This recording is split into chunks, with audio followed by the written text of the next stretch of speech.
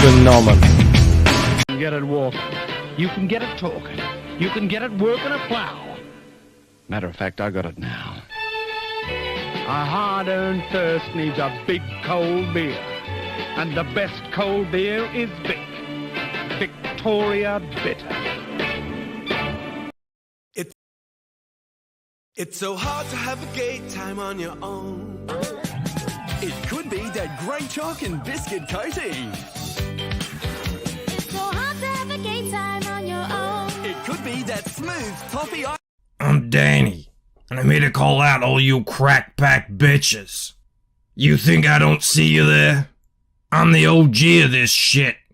But you come after the king, you better come correct. I'm Danny, motherfucker. Who are you? Crack pack. You smoke crack. You better watch your back. Individually, we are weak, like a... I am a maverick. I am a savage. I am a legend. I am a madman. You never know what I'm going to do next.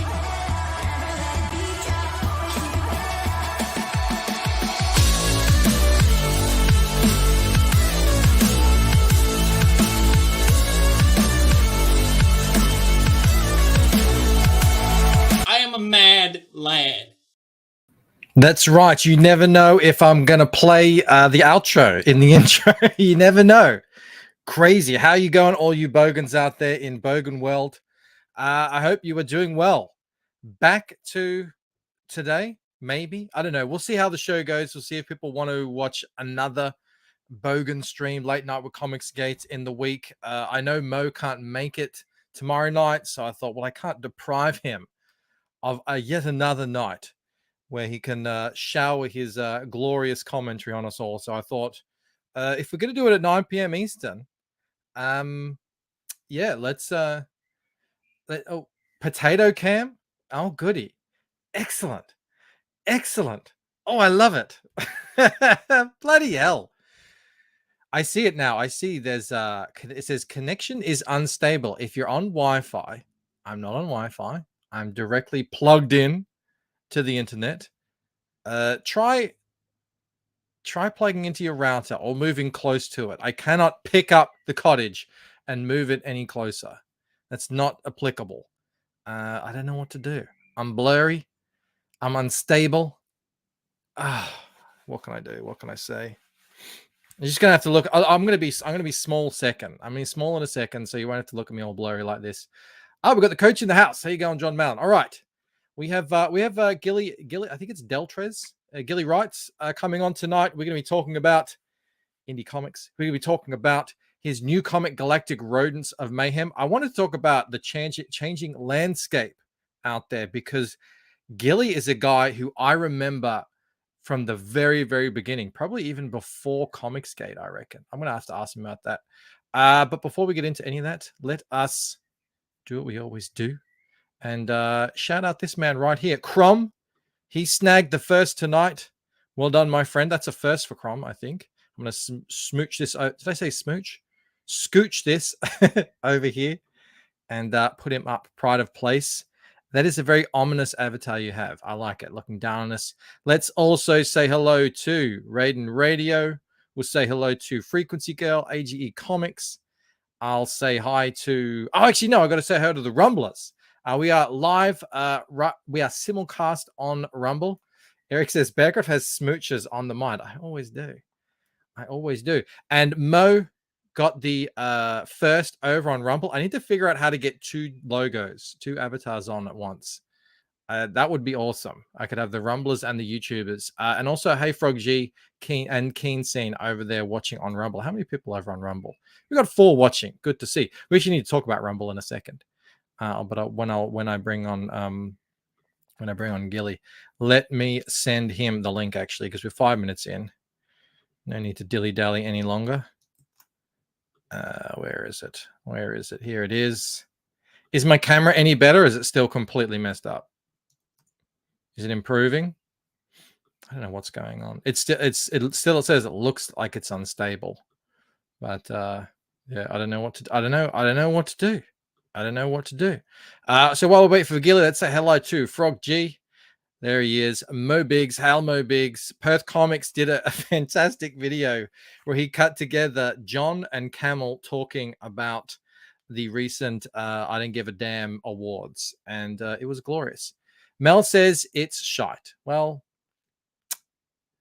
Aussie internet for you. Potato Cam. What can we do? I don't know if there's anything we can do about it. We've got Improby here. There's the man. He's about to pop in. He's got the link. Jonas Olsen's here. Who else? Dean, fellow Melburnian. I hear that bloop. So I will just say hello to Sark.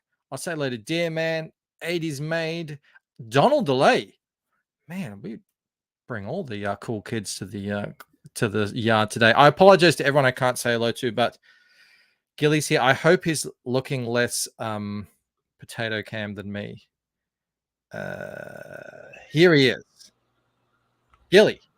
Yo, what's going on, guys? I like that book behind you, I see. Hey, man, you know I had to show some love. Hey, you got me? I got you. Hearing loud and clear. Okay, but all right, cool. Yeah, so I know there's little connectivity issues. I think, am I coming in now clear? Yeah, no, you sound fine to me. All right, cool. Yeah. So yeah, back to book when it came out. I finally got around to reading it. Cool stuff. And just one quick thing that I like that you did in there with the creator. Was it the character sessions that you had? Like you're interviewing your characters. Thank you. I'm doing that. I never Admiral did that. Whack-ass. Did you hear that? He liked them. That was, I don't know. I was just like, wow. Okay, that's pretty cool. I like that. Thank you, man. Thank you. Yeah. Thank you for that. It's been a long time coming. Have I ever had you on the show before? I haven't had the pleasure. This is actually my first time on your show. Crazy. That is crazy. I don't know why that's happened. Kudos to you, though. Thinking... I'm building up a nice little audience there. You got a couple people waiting. You got wow, people that I've seen on Twitter in the chat, which is pretty cool. 4,000 subscribers. So I give it to you. It's been a long road. You're being consistent in that. That's something that I haven't had a chance to be consistent in, like that YouTube game. But I'll give props where it's due. You're doing you, and you're doing it good. Well, that's why when I suggested this topic to you, I was like, when I think back, I think I was following you on Twitter, watching what you were up to before the CG days, going back like 2017, like around then something, like a long way back, way back. Yeah. I remember you talking about your upcoming Rodents book for a while on Twitter. And it was just like, yeah. And then I thought, oh, well, here's a guy who can sort of talk a little bit on the topic of the night, the changing landscape of indie comics. Yeah, man. How long have you been doing them for, indies? I've been crowdfunding back in almost 2014 was my first campaign for crowdfunding. That was on a Kickstarter. That was a horror comic I did, Under the Flesh. We did 2 successful campaigns there, learned a lot. And the landscape has changed immensely. My gosh. Before the crazy. Trevor Wombat says, yeah, before the dark times. In the before times, says Dean. Seriously. Yeah, but while so people know what you're up to these days, I just want to quickly we'll get to the campaign at the towards the end of the show. Yeah. But just so people are aware, this is Galactic Rodents of Mayhem Rat Trap. It is live now. I'll put the link is in the description. I'm sure people are putting links in the chat as well, but I'll just appreciate the plug. Why the hell not? And one over on Rumble. I don't know if I can post links on Rumble. No, you can. Cool. Excellent. Speaking of Rumble, so we'll get back to that book lately. Speaking of Rumble, I don't know if anyone saw this. This just hit. Apparently, that umbrella guy, Tug, he says, Tug. YouTube has struck me without striking me. No strike showing on email, no access, so no stream. What a load of BS. Yeah, that's, I don't know, that's just happened. Go YouTube, huh? A lot of shoddy stuff going there. Oh, man. You build up these things. That's why I think it's so important that we all, try and set up these, what are they? What do you call them? Alt tech or new tech or whatever it is. Just another option, another home base. That's what I'm doing with Rumble. I've got, 330 odd people over there so far subscribe. But man, it took you were just mentioning, it took so long to build this channel up to 4,000. Tug's got, I don't know, what has he got? Like 500,000 probably?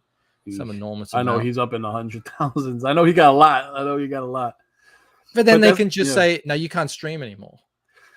That's kind of, for me, I think that's, it's like you take the time to have your voice, and then, someone comes out from under you and unplugs the microphone and you can't talk anymore. It's like, how do you know what I mean? Like, you cultivated that audience, and then, someone can just kind of like detach the connection. I don't know. We're in scary times, man. Someone said dark times. We were definitely in dark times. And that freedom of speech could only go so far when people are trying to shut you from the speech. That's a good segue, actually. I wanted to talk about my thinking about when you look back at indie comics. I mean, I'm guessing you're sort of looking to my knowledge now. There's probably people who say, it goes all the way back. I don't really know, but I'm thinking more like most like the 80s. That's when the big indie comics boom happened, to my understanding. And you think of the Ninja Turtles. That's the greatest ever success story of indie comics. I've actually got this was sent to me by Kevin Eastman, and he didn't sign it. Oh, come on. He didn't sign it? He didn't sign it. I won a that's cool. That's cool that he sent it to you, man. That's cool. I know. I won. He put together a package, and he signed all these other things. Because I won some t-shirt competition for the Turtles.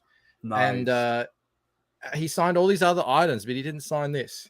But that's cool. Yeah, so like going back like Ninja Turtles, that's sort of the origins of it all. Oh yeah. Did you ever do conventions? I had the pleasure of doing one convention, 2 conventions actually. But it was small conventions, Tampa Bay Comic-Con. I did that one, I want to say close to 3 years ago. And it's like, it's so hard to get eyes on your project. So you figure the convention is an ideal space. Yeah. But I'm competing against people doing cool t-shirts, doing coffee mugs, doing, what have you. Merch. And there was, cool merch. And there was very few people there that were just there promoting like their book. So I had someone come up to me that said, man, you got to hit conventions, like the big conventions, like New York Comic-Con, the ones in San Diego, because he's like, you have a lot of people that will scout a lot of good talent. And I try to get to New York Comic-Con this year, 2022. I sent in the application, and the moment as part of the application process, they want your Twitter handle. I said, this ain't going to go so well. I just had a feeling it wasn't going to go well. And sure enough, there were no spaces available. There's a lot of people, all of a sudden. You know what? I got a crazy cool looking indie book. And if I can't even get into a space to get more eyes on it, I mean, you can say that's a conspiracy theorist in me, but if I don't say that. A Twitter handle, people are going to look at Twitter. They're going to see. Oh, yeah. Why else? Exactly. They want to look you up. That's actually happening right now with MegaCon. Come on, that's the next con. That's the next con I'm gonna do because that's in Orlando. That's hopefully you get through. But yeah, because this is the thing, right? Back in the day, how else? If you're an indie guy, how else are you gonna get your word out there other than through conventions? That's how you do it. And if they're already, neutralizing these spaces for people that, here's the thing: everything in today's world, right? They say, be yourself, right? Don't be afraid to be yourself. But that's. Sometimes you can't be yourself. Not that kind of yourself. No, because if you be yourself and you just share an opinion, if you're passionate about something and you share that, they don't want you to be yourself. They want you to group think. And there's nothing wrong with having the same ideas or someone having the same passion or whatnot. But if I can't be myself and I got to watch what I say, you know what I mean? And if that's how you're gatekeeping artists and creators like that. How fair is that? You know what I mean? Ethan said something the other day on a live stream, which I thought was really on point, which was, we're not trying to create spaces that exclude everyone else. We are willing to coexist with all people, even though the people we think are kind of crazy and just trying to destroy comics, even those people, like, let's just coexist. For some reason, they cannot coexist with us, and they have to lock everyone out. But yeah, I mean, that's just the way it is. Speaking of good things, though, Nolan Lockhart, he's back at number 50. Oh, sweet. Crack Pack. Thank you for the back. Hashtag Crack Pack Backs. Bow. Crack Pack. Fantastic. Oh, man. That's what we do over here. That's the thing that I appreciate about Comicscape, because for me, as someone, like, my dream has always been wanting to be published by the big two or published by an Image Comics or Dark Horse. And I know it's very hard, or the competition. Like, I get it. But I'm like, hey, I'm a burgeoning new indie talent that's been around, that knows how to put a book together. And it's beyond me how it's so hard to, like, get that opportunity. And again, once Grom had a distributor, because there was a moment where we were signed with a distributor that will not be named. It was an obscure distributor, but I appreciated the opportunity to get my book into comic book shops. There was a big rude awakening there, because I realized, okay, they're watching what I'm tweeting. They're telling me I can't tweet anything about CG. They're telling me what I should stay away from. And in that same time, when they hit comic conventions, out of the 30, 40 books of their catalog that's being pushed out, Grom wasn't being pushed out. So I was being shadow banned by my own distributor. So what's so crazy is anyone who goes to these conventions, no one knows all this Twitter rubbish. No one's aware of it.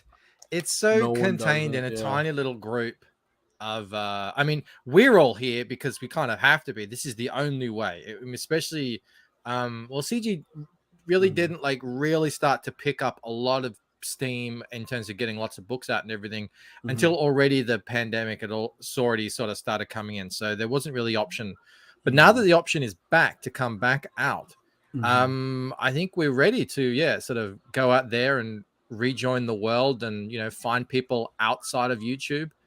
YouTube is amazing, but there are others out there, and especially on Twitter, like, they don't know anything that's happening over here. They're not going to sit down for an hour or 2 or 3 or 4 to watch a live stream. That's not what they're into. So yeah, I think it's good that and great that we need to get out there. So it's so silly that they want to. Man, my whole dream was getting some type of partnership, mutually beneficial, where my book would be in comic book shops. And I'm thinking, okay, it's going to get in front of a bunch of eyes. But when your own distributor is not marketing the book with you, where you're doing all the legwork and pushing and promoting, and there's no marketing strategy, there's no marketing plan. And then when you go to conventions, since I can't get out there to conventions to get my comic book in front of more eyes, you're not even putting my comic book on the table. So why am I signed with where's the win-win scenario? You get what I'm saying? So yeah, it was a rude awakening, and it's also really, really difficult and a lot of work and a lot of commitment to build the audience online as well. You said, you always dreamt of getting published by a big publisher. Do you still consider Image to be an indie publisher? If they're Image, if they're indie, they're Hollywood as far as indie's concerned. I don't see them as indie in the sense that they're putting out books by some of the top, the top talent in the industry. So if you have a great idea, we have to find people to crowdfund our idea and put it out there. Image will just get any idea from, Matt Fraction or anyone out there, just put it and just say, okay, we'll throw this idea out. Scott Snyder has this. Okay, we'll put this idea out. So these guys have the blessing to be able to put multiple different ideas that they have as far as stories with Image, with Boom Studios, because they already have the cachet, they have the name to do it.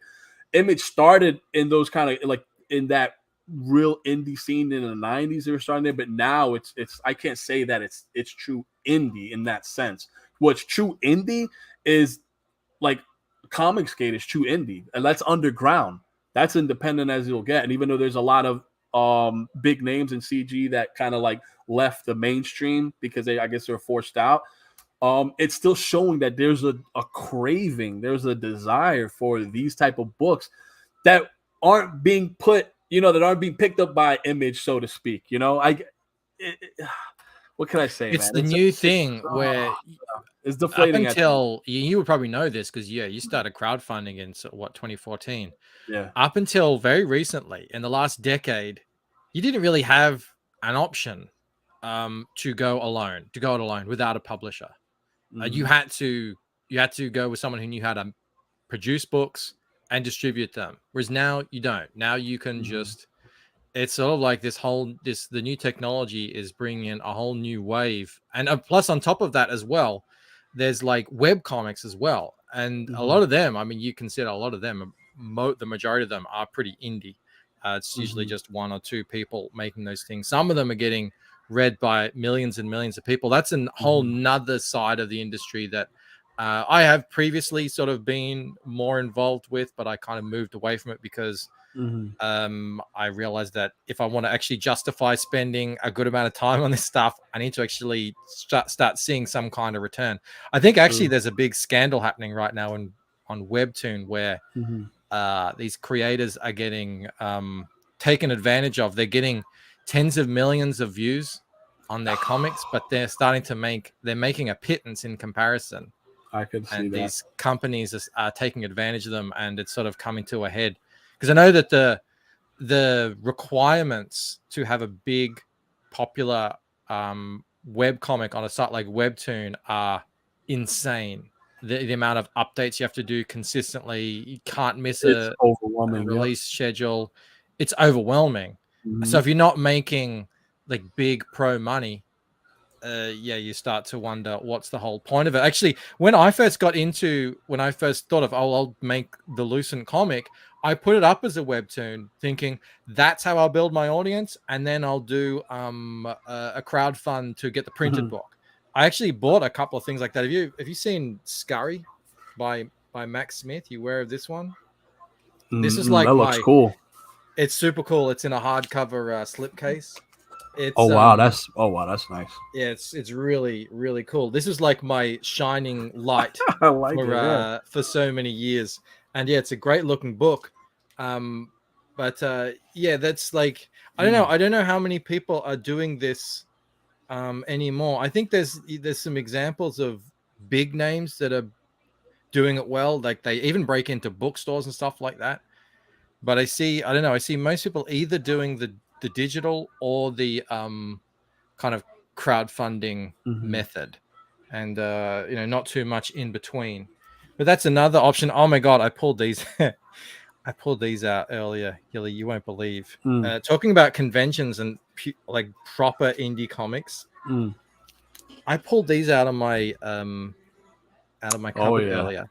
These are original 1993 Australian indies called that's Bug classic. and Stump. Nice. I used to, Bug and I used to Stump. get these. I used to have to like do a mail away and like a magazine subscription, and they would send them to me in the mail back in the 90s. Wow, they look just that cover looks awesome. That's encapsulates everything that I love about comics. This is so indie, huh?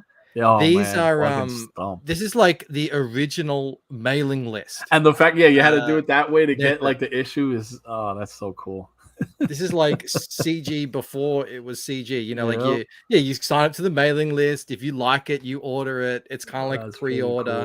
Cool. And the money that they make on the pre-orders they can put into funding the actual campaign. I wonder how much of that goes on at all anymore, if anything. I don't know. It's probably all just crowdfunding now. And and not to mention crowdfunding, the landscape. Like when I did Under the Flesh in 2014, I didn't know anything about crowdfunding. I researched, I tried my best, and it was a success, which was cool. There wasn't that many, like there was comic book projects out there, but it wasn't as it is now. Like if you Kickstarter or Indiegogo, there's so many people crowdfunding books, not to mention pros. Right, like if we look at Boom Studios, right, Keanu Reeves, John Wick, like you're competing with John Wick. Wesley Snipes, complete with the Sylvester Stallone. It's like, man, it was used for like the little guys trying to get their stuff out there. And now it's like, hey, it's money. You know, if you can get X amount of people to get something on there as a big publisher, okay, fine. I'm not going to say no to that. My thing is that it just makes it hard for like the little guys to like get that signal boost that they need, because again, you're competing with Boom Studios, you're competing with, you know, creators that have worked at Marvel. So their trajectory goes beyond someone like me. You know, I look at the internet as an ocean, right? And it's They're like mega successes. Yeah. You have Marvel and DC talking about their projects in these big yachts, these big cruise liners with megaphones. And you got little guys like me and you, like we're on these little like rowboats, right? A little cardboard, you know, hey, check out Gronk, check out the Lucid. And it's like some people might see you and hear you. And then, you know, it takes a while to just get that number of eyes on your stuff. So it's a grind, it's a battle, and that's what I love about comics, is because it's something that I love to do. I love telling stories. I always wanted to tell stories, and I knew I ain't gonna make it in Hollywood. I don't have the connections. I don't have the finances to make it in Hollywood. But I said, you know what, crowdfunding, doing comics is a way I can give back, while also, you know, giving joy to myself. So, but it's crazy how it just amplified the crowdfunding arena. Yeah, there's a lot of people wondering, because now we're crowdfunding, like you said, you've been doing it since 2014. I don't know exactly when it started, but it really came to a head in early 2018 when CG got involved. And, you know, we kind of figured out that the marriage of YouTube and crowdfunding together can like create crazy situations. Like now, Ethan, you know, raising $5 million over the course of 4 years or something on Cyberfrog. Incredible. Now Eric July, oh man, that's Eric July has star. just thrown like an asteroid onto the scene, just like, hey, yeah, like, they don't even don't even use the up. crowdfunding source. Do it through your own website. Like that's great. But if you Well, got those kind of numbers, you is can bypass that, you know, middleman. Yeah, like, it's insane. kind of bypassing crowdfunding altogether and all middlemen, and just selling comics through YouTube. So, you know, and now you see like who was the other guy? Shadowversity. I think he's over 500,000 on his first I saw that comic. Was he an author? I believe. I think was he an author? So he kind of had like a baked in fan base. He's an already? author and a YouTuber. Yeah. Oh yeah, he's got storytelling chops. Yeah, but he'd already done. He'd already had a best-selling. When you have that audience series to guide them, and then he's doing comics like, hey guys, I've been writing prose. Guess what? I'm gonna add pictures to this, and you get like a good reputable artist. Like that's what you call dynamite. You know, boom. Yeah. You know, that's it. It's a success. It's a great stuff like that. Inspires, you know, creators. You know, it's inspiring to me. You know, it's just you just wait for that day. Where, it is the dream. Yeah, where people are gonna get that excited for your book to just whoa. That's crazy. That many people like waiting to be interested in what you're coming up with. It must be brilliant. But like it is at the same time right now in indie comics. I don't know. It feels like the whole thing is undulating. Week to week, when I get onto you, because I'm on YouTube all the time, you know, watching all these different streams here and there, CG, non-CG, whatever. I'm following people on Twitter. I'm sort of reading, you know, what they're up to, and the whole thing is just it's constantly moving. It's almost like you can get whiplash from you know, sort of what the mood is out there, and trying to keep up with that, trying to keep up. And it's like, you know, I'm trying to build my YouTube platform at the same time. And I'm like, I try this and okay, that works well, but I can't keep that up. I got to try something else. How is that going to work? It's crazy. And then oh, look at this Jasper's comment here. You've got your boys Stallone, Dixon, and Alfecci book is only at 100K. Well, I mean, another example. Like, did anyone know that was even happening? I didn't. I don't know. Is that a Rambo book? Out, and then it was finished. What's that? Is that the Rambo book? I heard about that in another Rambo stream, book, like a Rambo book. I never even heard of this. I just never. Yeah. I haven't even seen that on Twitter. I haven't seen artwork and nothing, but now I'm gonna try to search it out. Check it out. The art looks friggin' incredible. For guys like me, though, this whole idea of I'm only going to buy comics on the internet now has really been like a monkey wrench has been thrown at, because obviously I'm in Australia. The shipping prices over the last year have quadrupled. It's a racket, sort of like, man. I have to go back to digital. Yeah, forced. that's the only because way I of- can read these you gotta books, but cut then corners. not many people offer Offer digital. digital, yeah. It's So it's like damned if you do, damned if you don't. But it's just every week. it's the nature of the beast. And you know what's crazy Yeah. when we talk about numbers, right? Like they're saying that hasn't hit 100K. For me, I see 100K. Okay, that's great. But think about if we look at like Eric D. July, right? We see the 3.7 million. We just see that big number. But if you look at how many people backed that book, right, or pre-ordered it, right, close to 40,000, right? And if you think about mainstream as a whole, like the worst selling mainstream books, you know, cap out at like 35,000 to 40,000 units. The fact that he sold 40,000 is incredible. Like I just say that's incredible because he's hitting like the lowest selling like mainstream Marvel book, like just those numbers. And if you look at a lot of campaigns, they might have 1,000 backers, 2,000 backers, 500 backers, 200 backers, 300 backers. But with that amount of backers, the money that they make, if you price it right, you are doing way better than what you would do with an independent publisher. And unless you're signing with an independent publisher like an Image, or a Dark Horse or a Boom Studios that's getting their books out, you know, to like a lot of people or already have baked in audiences, you're not going to sell that much. And I don't know if they even actively promoting. I've seen some of the numbers the breakdowns of what some people get selling through these bigger independent publishing houses, and it's not good. You know, if my suggestion to any creative out there who wants to write stories, like do it by yourself. Even with 100 backers, if you price it the right way, with 100, with 50, like you might get enough to where you can keep your thing going and eventually grow your audience till when you might, you know, make some capital. You know what I mean? But the whole point, at least for me, is just to keep a good book going. And, you know, we look at Kevin Eastman, right? You know, we look at, for me, Stan Sakai, Usagi Yojimbo, people that worked on a book for so long, and you see characters evolve and grow. That's what I would love to do with my book or the story. See it grow and evolve, because I don't know, if you jump around from different titles is what I learned when I started in 2014. I was just trying to come up with a different, like, here, this will catch, maybe this will catch, because I'm like, okay, if publishers aren't picking it up, I'll throw it out here, see what sticks.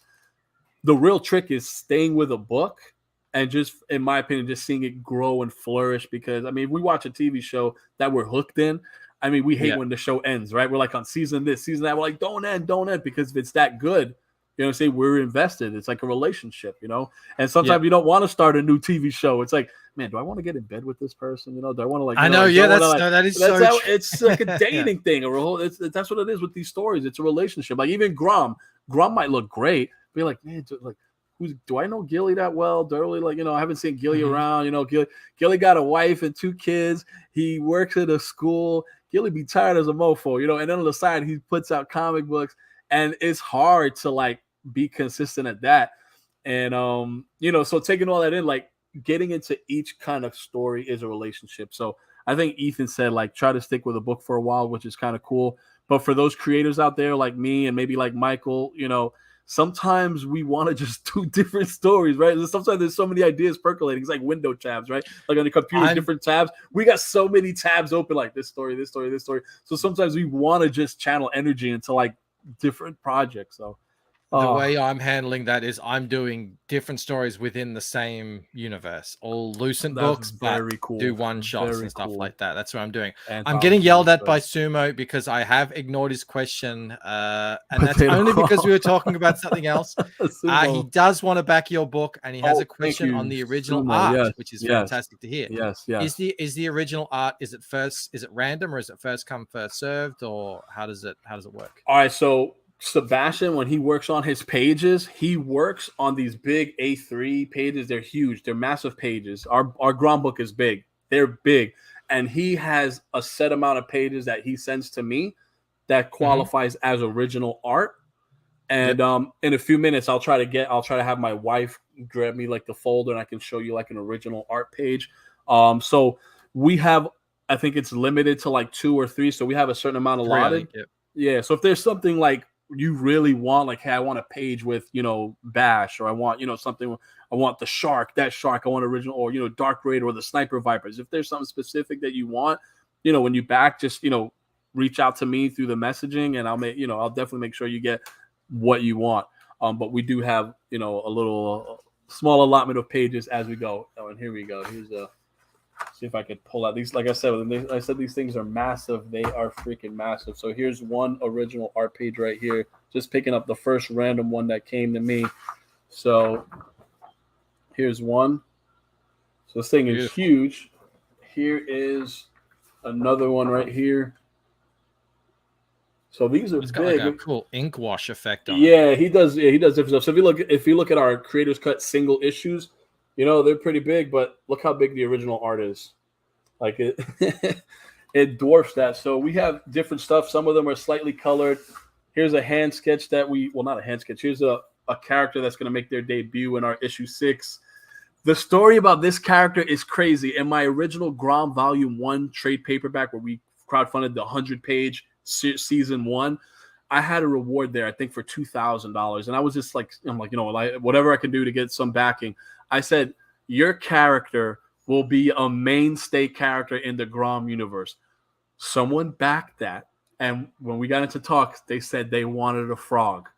A cyber ninja frog. That's what they said. I am not making this up. So this is like an early concept. His name is Zav Duo. He will be showing up in our 6th issue. He's a badass character. But then, yeah, just so you guys see, right? I got quite a few different stuff. But yeah, so these are the original art pages that we got, and just, you know, boom. You know, so rad. Beautiful stuff. I've had a lot of people go for them and like hanging them on their wall. So, and some of these are hard to send out, man. I hope that answers your question. Sumo, people yes, love the samurai frog.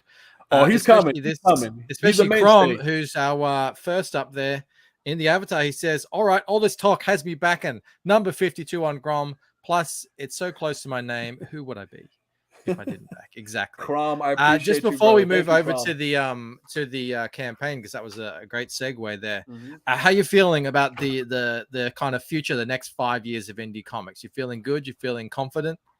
I'm feeling great because there's a way. You know, back in the day, like Todd McFarlane, right? He was working for Marvel, doing what they did, and he's like, you know what? I got to do my own thing because they're not giving me the freedom I want. And Spawn came out, and he had total creative freedom, and boom. We talk about Ninja Turtles as one of the biggest indie comic success. Like, a Spawn is right there. It's incredible. So we're in a good spot. I just say keep on grinding, keep on making good books, and be professional in every way, shape, or form. I know Twitter, there's a lot of toxicity. As much as I love Eric D. July, I know he engages with a lot of the trolls under the bridge, and I don't have the energy for that. Kudos to him if you got that kind of energy. Not Holy cow. No, man, I had promoted on a tweet of his sharing my book because he has some cool tweets where he'll be like, be great. And I'm like, cool, be great. This is a good way I could just plug my book. And I plugged the page of Grom, and someone's like, that looks like shit. It was one of his little troll haters that follow every tweet he does just to bash on him. Yeah. I'm like, how do you have that? I don't have that energy, man. I'm just positive. I'm trying to be positive. Even the indie distributors that will pass on my work, that will ignore my pitches, I'm just trying to be positive. I got to be me. And if there's someone I'm passionate about, you know, TVs, movie shows, if I'm not feeling it, I speak from the heart as a creator. I'm all about the story first. Besides any kind of politics, be true to the story. You could find a way to fit political stuff in there because that's storytelling as well, but you gotta be creative about it, and it has to be organic. It can't be preachy, and it can't be like, if anyone's seen Black Adam, I'm gonna throw out a little spoiler here, but I was like, oh, you people come from outside, you oppress us. The president is like, okay, it's not flowing within the story. We're not seeing examples. It's just talk. We enough with the politics. I feel like you and I are cut from the same cloth, Gilly. I agree with absolutely everything that you've been saying, which is a fantastic time to move on to the book. Now, if you are a fan of the Ninja Turtles, I want to play you something that Gilly has up on his campaign, because I got that same feeling when I just let me just play it, and I'll let you guys be the judge. Here it is. All right, the trailer for Grom. Here it is.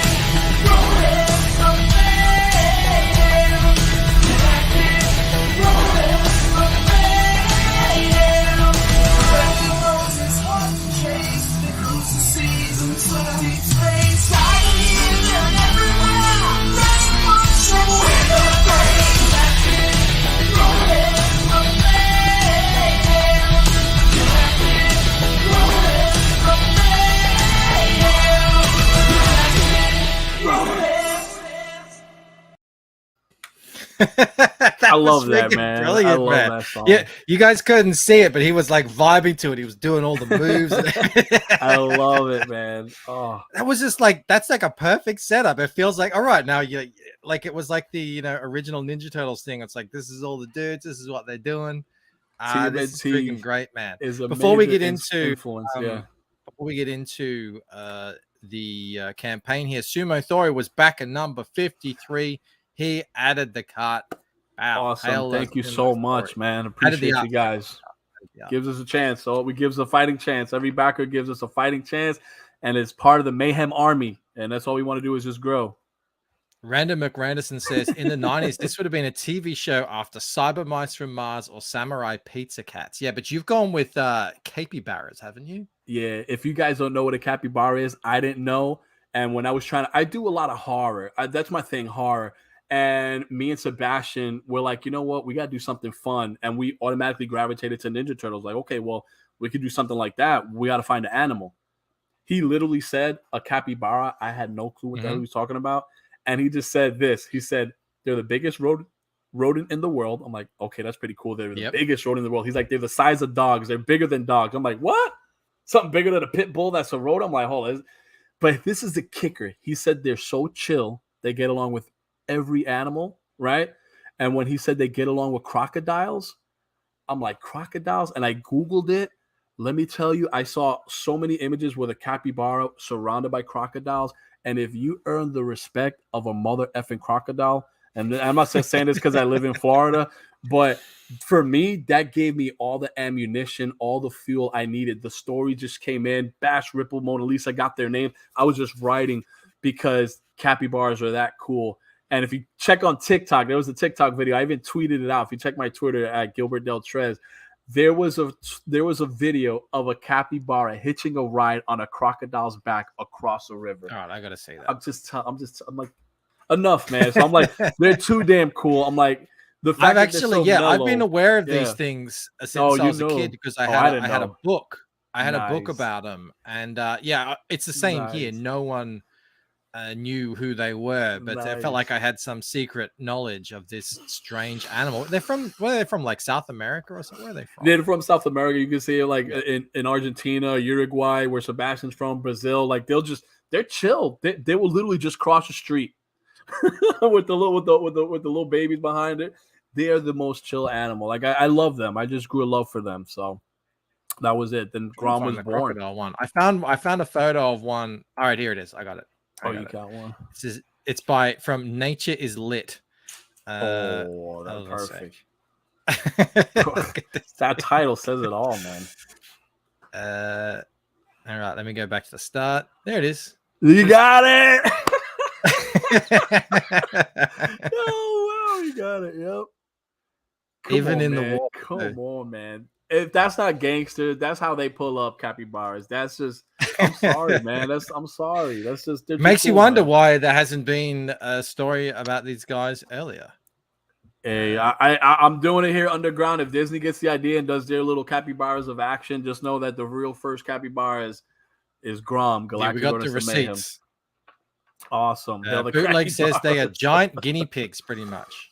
Yes, they are a giant guinea pig, but a giant guinea pig will get eaten by a crocodile. That's the difference. Yeah, capybara won't. A giant guiney pig. These guys have no F's to give. So this is the second book. If anyone isn't aware, there was the first book came out. I think it was back in I'm gonna say like 2018 or something. It was 2019. We were able to successfully crowdfund that, and then COVID hit, and we got hit really hard with COVID. And Sebastian Navas, he went an unforeseen tragedy. He lost his daughter at birth. So that really put a halt on production of pages. And I mean, we're creators, right? Like I can't imagine an artist getting the creative juices to like want to illustrate after they have lost their daughter at birth. So we went through we were in a funk. He came back. Grom became his outlet. He put out some pages. We fulfilled the book, and now this isn't the so Grom Volume 1. We literally threw out a 100+ page book. It was like 120 pages. That's your season 1. Right now, we're going season 2, episode 1, because we can't do a whole 100-page book. Like, we just wait. Yeah. The stress on that is like, so you know what? We'll do it in little increments in episodic form, and we'll throw some cool stuff in there, and we'll make it like an ongoing thing, and just see if the community gets excited about it. We keep it going as much as we can. What's Mo saying here? He says, who you got? Galactic Rodents of Mayhem versus Cannibal Rats of Melbourne. Yeah, I told a story last week about my rats. I used to have rats, and like any rodent, they have a big litter. The mother will often eat one or two of the litter to keep up. I don't know. I don't think a capybara would do that. Armor and stuff, and they're about 100 times as big. So yeah, only on that, because they're anthropomorphic. I'll give the edge to them. But if you eat your kids, that's a whole level of just raw evil that I can't even go there. So the nod could also go to the Cannibal Rats of Melbourne. So tell us about your team, though. We got a little bit from the trailer, but what's happening? What's happening in Grom? All right, so basically, Grom Volume 1, to put it simple, is they're in a bounty hunter kind of trade kind of thing, and they want out, okay? And they're trying to just, they want the good life. They're done, right? But someone from the past that wants their father figure, Gang Gone Dead, puts out an interstellar bounty, and now we got like John Wick, like we got everybody after these capybaras now, and that's going to make things hard, because the people that put the bounty on the capybaras are the good guys. They're the military operation that I have that protect the peace, that govern the peace, but in actuality they're very corrupt, and so it's hard for them to escape. And season 1 is all that, and then season 2 episode 1 is where things are really nice, things are really good, but things aren't that good. They didn't escape what they thought they were going to escape, and hits hard, hits the fan, right? Can I say that? Shit hits the fan, right? So shit hits the fan, right? So it's just a fun book. It's pretty much a comic book I'd want to read. It's very high octane. It's almost kind of like a video game in a way. Like it moves very fast, but then at the same time, there's good bits of story. There's a lot going on, and it's fun. It's like I said, there's a lot of TMNT influence in there, but it's very galactic as well. So if you like Guardians of the Galaxy, if you like Cowboy Bebop, you're gonna find a lot to love with Grom. It's everything I love. Video games, anime, everything. Is this already done? Is this already all completed? So here's the thing. For people who are just jumping in and missed out on Grom Volume 1 or our Season 1, I have like a bundle that has the first 4 issues of what I like to call the Creator's Cut, which gives you the story episodically, but with really cool bonuses. Like this is a bonus that's not in Grom Volume 1. It's a mini story, a 3-page mini story surrounding my TMNT homage, the Shinobi Turtles of Doom. They even got their names there. I don't know if you can see it.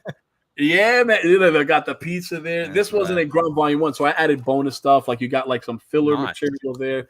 You got like a behind the scenes making of. You even got fan art. Someone did this cool fan art of TMNT Hang on, let me versus go big Grom screen again. Someone actually did that fan art, so we'll feature fan art in there. Some cool stuff, and then of course, like the making of. Here's some more making of stuff. This is the cover, right, of our issue number 2 started as a backer sketch. The backer wanted a Dark Raider with the Sniper Vipers. Our backer, German Martinez, which is an amazing guy. I knew him for my whole life. And he backed my book. He's like, I want a sketch. I want Sebastian to do Dark Raider and the Sniper Vipers. We did it. I love the sketch so much. It became actual issue number 2. So these are cool little tidbits that you won't get in Grom Volume 1. So for those who missed it, Grom issues 1 through 4 are done. And what we'll be help funding here is our issue number 5, which will also be included in that bundle for those who want it, or for those who already have read and loved Grom and just say, we just want our issue 5. We just want to see the next installment, the next story piece. Boom, they can just get issue 5. So all that goes in helping us grow and nurture this, comic book franchise. I tell you, the art on this is top tier, absolutely top tier. Your artist is it your artist and a colorist, or is he doing both? Oh no, I have my artist Sebastian Navas. He does the heavy inks. He's the pencil guy, illustrations, and then I have a colorist who's a maestro, a magician. His name is Tiago Barca, and the colors are so beautiful that if you guys are familiar with Von Claus's Terror in the Trenches, I think that colorist is Grom's colorist, Tiago Barca. So he caught the eyes of Von, and Von saw them out. Absolutely top tier. Absolutely top tier. So this is fantastic. Mo's asking the hard questions. He says, but can they stop the grizzled, gender fluid, globalist guru guinea pigs? They are powered by mutagen soy and have friends in high places. They sound like a formidable enemy. You know what? It's so hard to go up against raw hate and vitriol. I'd like to say that they would give a worthy challenge, but Grom would find a way to overcome. And I will find my way to infuse a bit of this soy type of thing, right, through the book in future parts, but do it organically, right? There's ways to do it organically. You can have an empire, so to speak, nuance, but you can have like this empire that kind of like, wants to dominate politically in certain ways that could be interesting for the story. But I'm thinking like little flies that kind of get in your brain and mutate you and try to indoctrinate you the way, the news and politics try to indoctrinate you. Who knows what parallel I'll have, but it just makes for fun. Grom is going to be perfect. You got caught up. You got caught up in that whole backer numbers thing not going through for like the first 3 days of your campaign.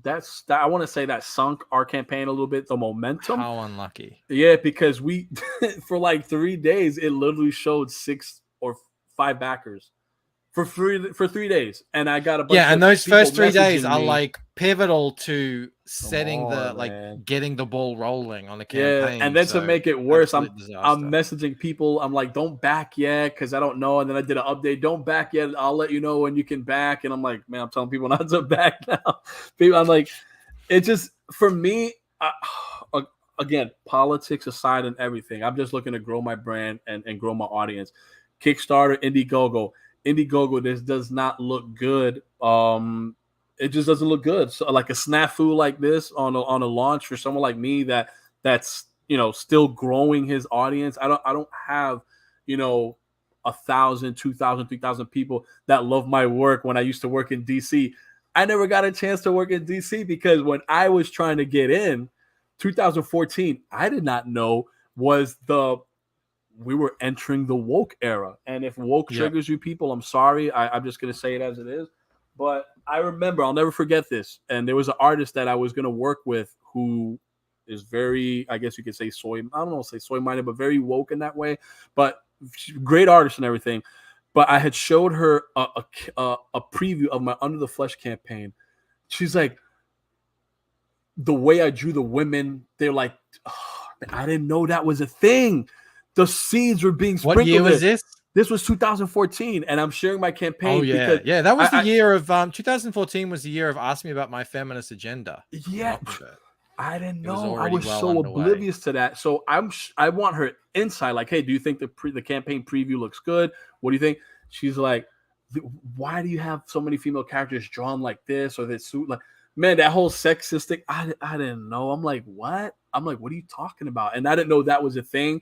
And I want to say that a lot of that and a lot of, I guess you can say, politics and it's kind of being heavily scrutinized. So, hey, any kind of chance for me getting into the mainstream wasn't happening just because we were entering the woke era. So take that as you will. But if you look at the work there, you look at the quality, it's worthy of being published. Again, I know Dark Horse, I know Image, I know the top guys, they got their thing.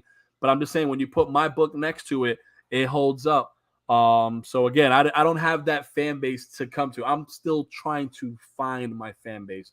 And again, when you are crowdfunding, algorithms come into play. With Kickstarter, algorithms come into play. Mm-hmm. If it's not an LGBTQ friendly book, again, I have no problem against that. Okay, I got family that's LGBTQ. I got nothing against that. But I'm just saying, if my book isn't heavily geared towards that, I'm not getting Kickstarter pick of the week. I'm not getting like spotlighted like comics to check out. I'm not saying all comics that are like that or get that, but we had 3 campaigns with Kickstarter on Grom to build up our audience, and not once was it a Kickstarter pick of the week.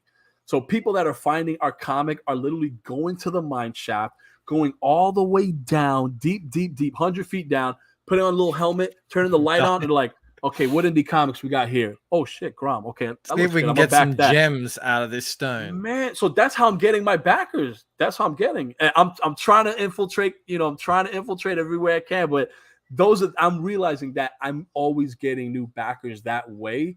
So it's like when you're trying to grow, you take any new backer that can come. And Comicsgate, not for a lack of trying. I had my comic book Lair. I tried heavily in 2018 when Comicsgate was just getting onto its footing. And Pistarola. Lair Pistola. Yeah. Thank you so much for backing. Good books. Dude, during that time, I was trying so hard to get put on with oh man, was it like I know EVS had like an independent thing that he was doing, and I know he was doing these spotlights, and I know you got to have the energy for a spotlight. You got to have the energy to do all that. Michael, I appreciate what you're doing, bringing me on your show, introducing me to your people I can't believe it's taken long because legitimately, I remember Grom from all the way back. I remember you from way back in those days before I think we even called it Comicsgate. We were just sort of hanging out, listening to your boy Zach and Ethan and all that sort of stuff. And there were these new books coming out, and I was like, yeah, I got to get in on this. I'm not really ready yet. And I was looking at you. I was looking at Von Klaus. I was looking at a lot of powerful books. Shinobi Sasquatch was one that I backed. And I know delays happen, but hey, you know what? It's part of crowdfunding, and I know that book's going to be fulfilled, and I know it's going to be a damn heavy hitter. But that's what it is. It's kind of a community. And I remember I've went to Comic Cons before, and I've talked to some mainstream comic book creators that I had admired, and I would reach out to one of them and say, hey, listen, what do you think about my book? Would it be possible to retweet it? Hey, I don't do that. I'm like, okay, people get offended. I'm like, man, I revered you. I enjoy what you do, and you see what I'm doing. I'm in the trenches grinding. Like a retweet would help me, or sharing out. It's a way to help. I'm looking for like community camaraderie. I'm not trying to step on anyone's toes. And when people that you admire kind of like, it kind of hurts. I'm not going to say who. There was someone, TMNT, in the world of TMNT, that I wanted them to get them to do a Grom variant cover. And they were going to do it. And then I guess, I don't know if they checked the Twitter feed. I don't know what. I'm just saying I'm who I am. But they had reached out to me to like, I don't know if I could do this. It's been really hard to draw capybaras. I'm having a hard time wrapping my I'm like, just say you just don't agree with my. That ain't it. Trust me. Don't answer me back, if anything. But to say that you can't draw capybaras and you're an artist in the top class, I'm like, again, why did it have to be politicized? Why did it have to be divisive? I don't know. But all I was trying to do is just find a group, find something. Just again, find my people, find my audience, and crowdfunding comics and doing it the slow nitty-gritty way is the only way I know how. And I appreciate people like you, Michael, that built up a nice little platform and are giving creators a chance to just share their book, because that's all you could ask is just share. Doesn't mean no one's gonna buy it. It's just share. It's you sharing it to people that you think would like it. And the whole purpose of this channel has been that, like, what I do with it is I try and build it up as a platform for people to come and find cool indie comics, and it's working really great thus far. I'll continue doing it for as long as people want to be here and find new stuff. Now, speaking of, we have had a bunch of backers come in throughout the hour, so I think it's time that we refresh and see what we got here. Wow. So you were sitting on 44 when we started. It's jumped up to 50.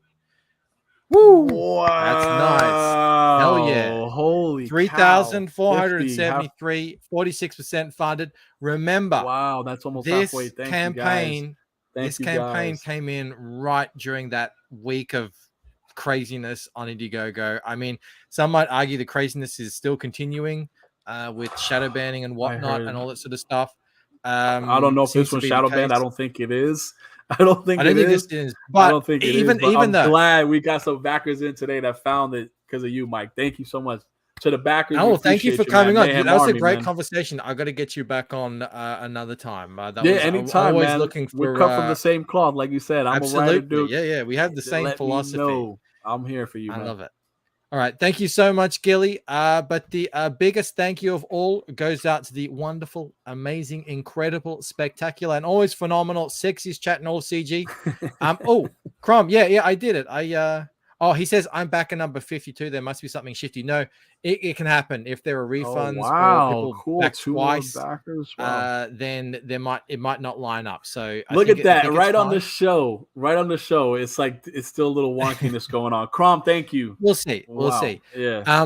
But also as well, Jeremy is about to start his Midnight Madness show. So I have already set up a raid, so everyone in this chat will get automatically sent over there. So please do go and enjoy Jeremy, and I will be on Camel Moons later for a new video game show. So I'll see you all then. Nice. Until then, hope you all have a great night. All right, bye. Individually, we are weak, like a single twig, but as a bundle, we form a